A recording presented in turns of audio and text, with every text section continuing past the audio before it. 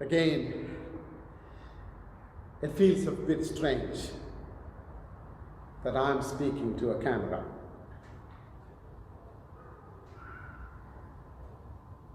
But I'm able to look beyond the eyes of this camera to the pews.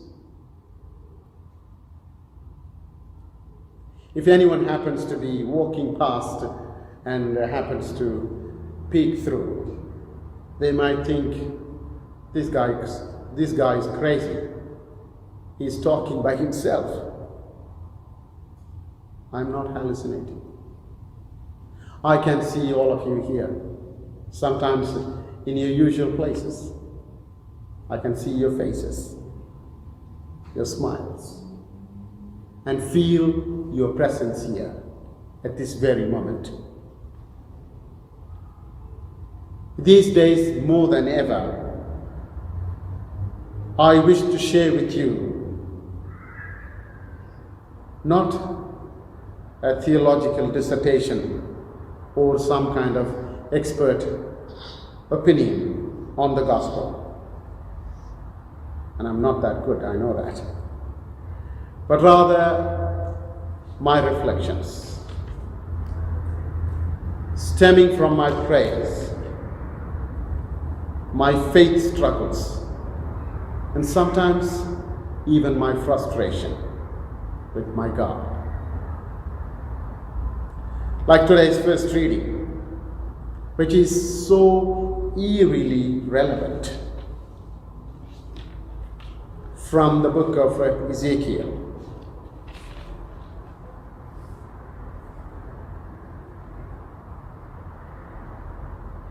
Where God says, I am going to open your graves. I mean to raise you from your graves, my people. My problem is, why send us to the grave in the first place? And so when Jesus in the gospel says something similar, this illness is not going to end in death, but is for the glory of God. My problem is, why bring the illness in the first place? So instead of answering these questions, Jesus makes it even more complicated and even frustrating. When he says, or when he learns that Lazarus, his friend, was unwell, instead of going to see him, he chooses to stay where he was for 2 more days. Doesn't make sense. Jesus, if you truly love this man, why don't you drop everything and go and see him and save him? Instead of rushing, Jesus seems to take his own time. And that is my problem too. But God is taking his own time. And sometimes it doesn't seem very fair. And so one can understand in the gospel today Martha's frustrations when she asked that question to Jesus. Lord, if you had been here, my brother would not have died. If only you had been here.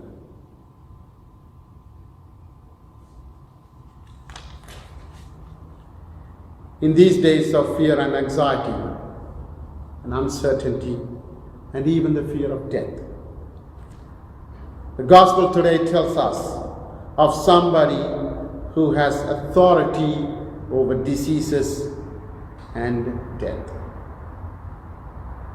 Somebody who can bring life out of total brokenness and death and decay. And his name is Jesus. During these days, let us focus on the saving authority of God through Jesus, which we will soon celebrate on Easter morning. Do you remember the famous valley of bones, of dry bones in the book of Ezekiel? Well, that is our first reading today, where God recreates his people out of death. The first reading today tells us of God's amazing power to raise us up, even from dry bones. When he says, I shall open your graves and raise you, O my people. I shall put my spirit in you, and you will live. I shall place you in your own land. The Lord has spoken and done this before. And our prayer is, Lord, do it again. Do it again for us. We need to be reconstituted from our brokenness today. So many have lost their jobs. God, please reconstitute us from this brokenness. Many families have been forcibly separated from each other. Lord, bring us back together again as in old days.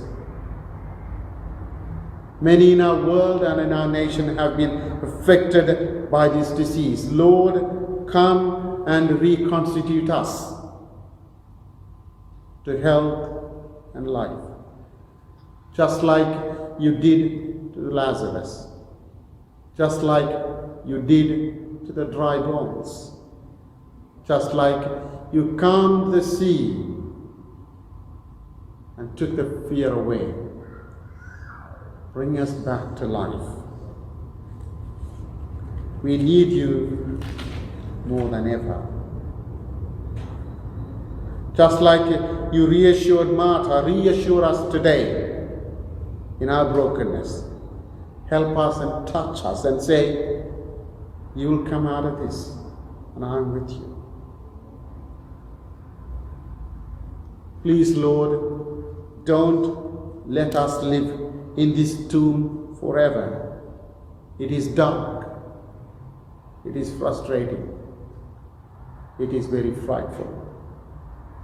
Lead us out of this darkness into your light and life, so that we can go back and embrace our loved ones and celebrate you, our God, again as a community. Please unbind us. Unbind us and let us go free, so that we can breathe again the freshness of life. Lead us out of this darkness.